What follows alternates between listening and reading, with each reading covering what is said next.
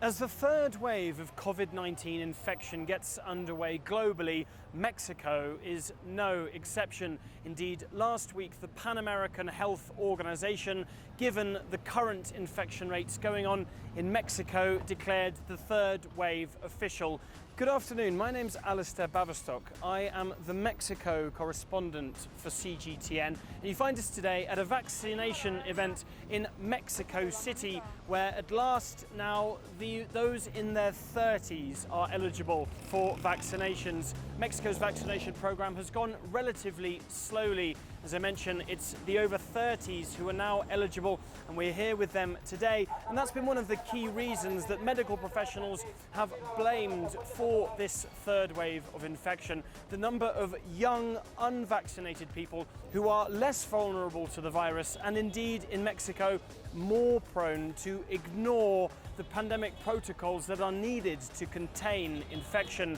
Mexico has vaccinated at this point around a quarter of its total population, and this phenomenon of young unvaccinated people spreading this new highly contagious Delta variant is a major cause for this third wave. Indeed, medical professionals and clinicians who we have spoken to have told us that it's now young people, unvaccinated young people, who make up almost entirely the new cases of COVID-19 patients who they are now attending to.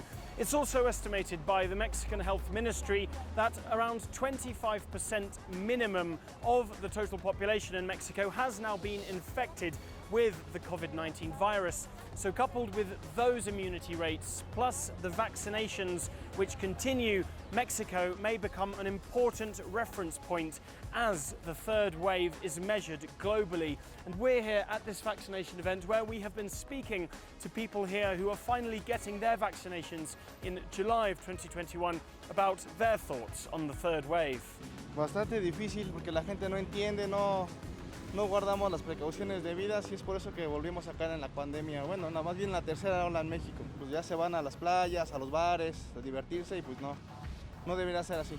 Bueno, cuando las personas tenemos miedo o estamos deprimidos o encerrados, nuestras defensas bajan. Entonces, definitivamente no estoy de acuerdo con que nos encierren, porque no es una manera en la que tú debas de enfrentar las cosas, porque encerrado te quedas preocupado por el trabajo, porque no tienes dinero, los chicos están sin actividades y mentalmente creo que afecta mucho más.